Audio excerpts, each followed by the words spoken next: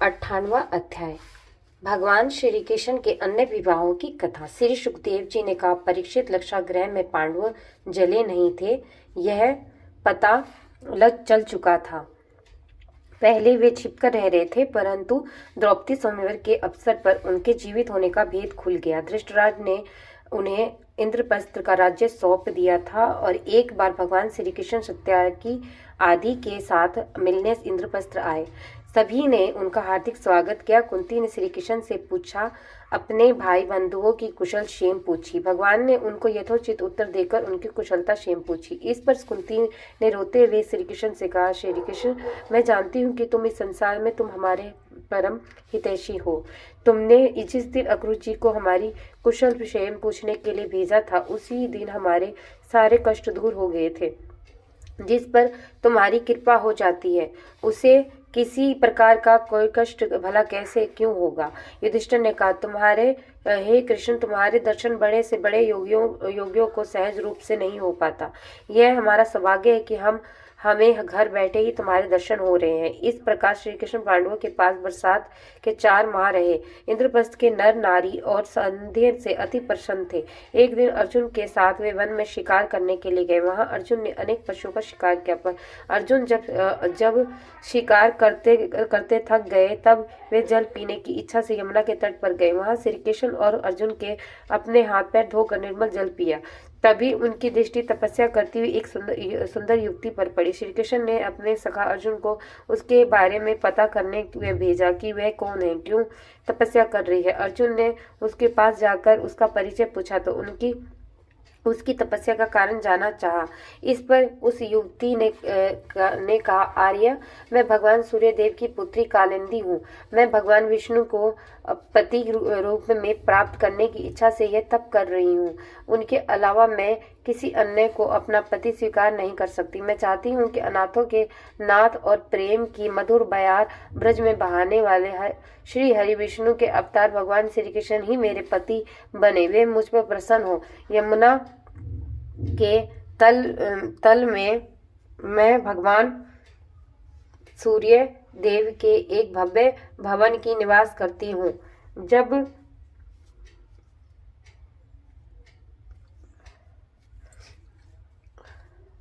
जब तक मुझे उनके दर्शन नहीं होंगे, तब तक मैं वहीं रहूंगी। अर्जुन ने जाकर भगवान श्री कृष्ण से सारी बातें बता दी।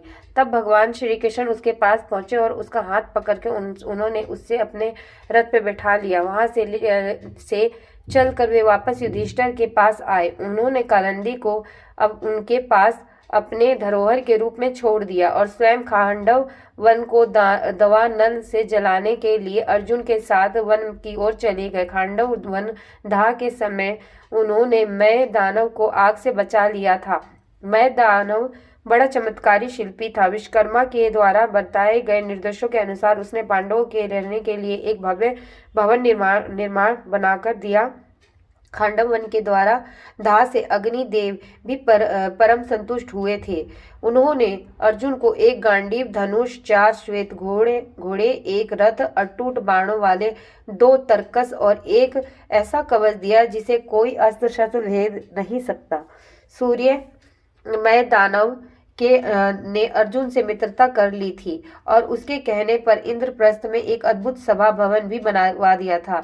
उस सभा में जल से स्थल में जल का भ्रम होता था। राज्य सुए यज्ञ के अवसर पर दुर्योधन भ्रमवश जल को स्थल समझकर उसमें गिर पड़ा था और परिहास का पात्र बना था। कुछ ही दिनों बाद भगवान श्री कृष्ण युधिष्ठिर, भीम, अर्जुन, नकुल, सहदेव और द्वारका चले गए।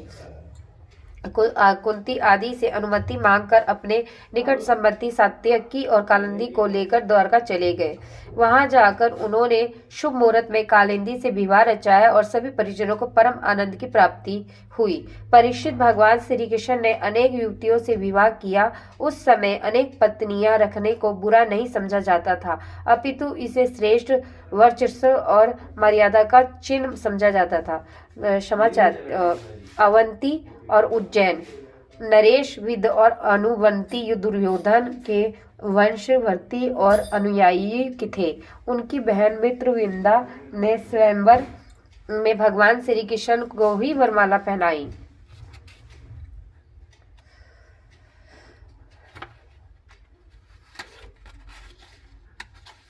प्रभु की भक्ति में पे और भक्ति व्यवस्था से उसे दुनियादारी नहीं दिखाई देती। क्षमा चाहती हूँ, कभी कोई गलत ना लेके जाए। भगवान ने सभी को पत्नियां, किसी राजाओं ने अपनी बेटी को उनके हाथों में सौंप के उन्होंने सोचा कि हमारा भाग्योदय हो जाएगा, हमें भी प्रभु के श्री चरण प्राप्त हो जाएंगे।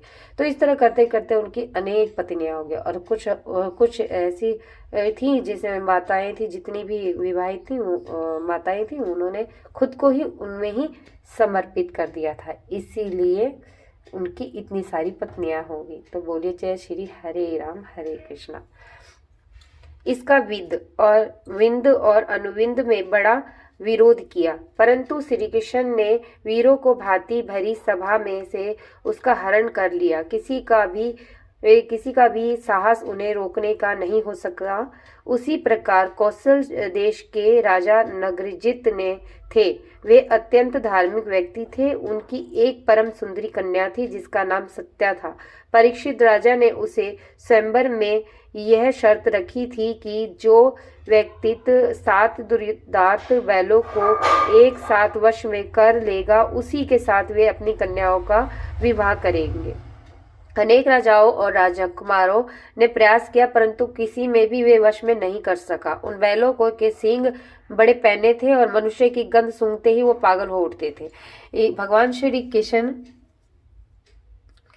ने यह शर्त सुनी तो वे कौशल हो पूछे और कौशल नरेश ने उनका बड़ा आदर सत्कार किया और दूसरे दिन रंगभूमि में उन्होंने 7 बैलों को अपने बल पराक्रम के साथ नाथ दिया और वे बैलों के द्वारा खींचे जाने पर इस प्रकार खींचने लगे जैसे कोई बालक अपने खिलौने को जमीन पर घसीटता है। बैलों का सारा घमंड चूर चूर होने लगा। उन्होंने चूर चूर कर दिया और राजा नगरजित के प्रसन्न होकर अपनी कन्या का विवाह उनके साथ कर दिया। राजा नगरजित ने 10,000 गौएं, 3,000 युवतियां दासियां, 9,000 हाथी, 9 लाख रथ, 9 करोड़ घोड़े और 9 अरब सेवक उन्हें दहेज में दिया। यानी कि उन प्रभु के श्री चरणों में। दहेज तो गलत हो गया। उन दिनों अर्जुन द्वारका में थे और वे भी श्री कृष्ण के साथ कौशल आए हुए थे।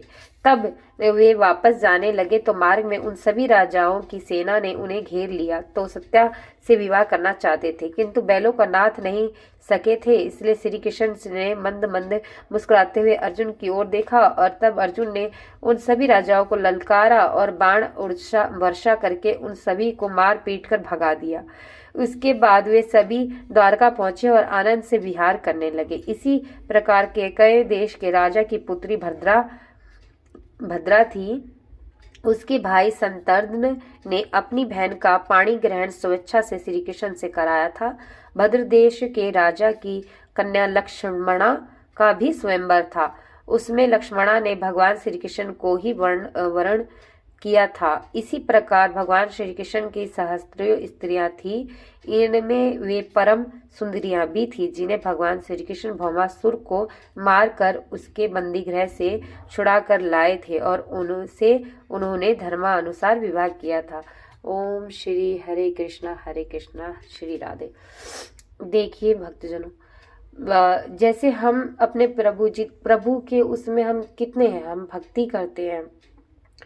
हम चाहे एक भी पल में यदि हम अपने पूरे तन मन धन से हम प्रभु को अपने आप को सौंप देते हैं ना, तब भगवान खुद दौड़े आके हमें ले जाते हैं और हमारी स्वयं उनको हमारी चिंता होती है, हमें उसके बाद चिंता करने की जरूरत नहीं होती।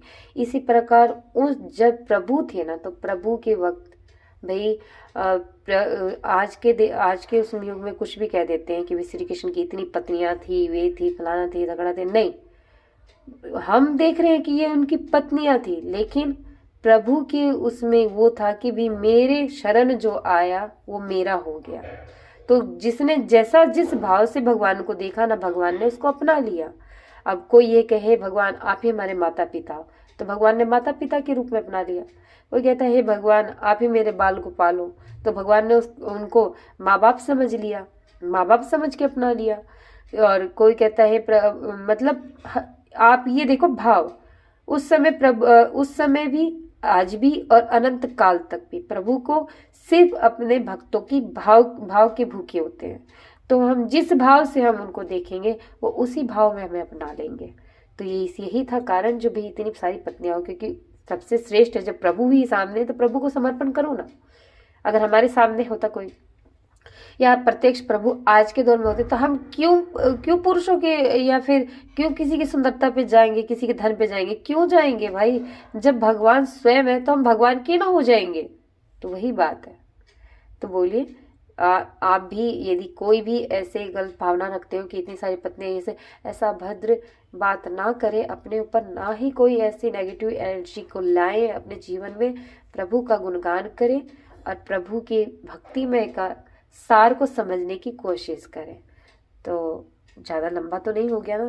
शुक्रिया आपको, आप सभी को, जो आपने मेरे साथ इस कथा का श्रवण किया है। ईश्वर आपको सदैव कथा का श्रवण कराते रहे। जय श्री राधे राधे।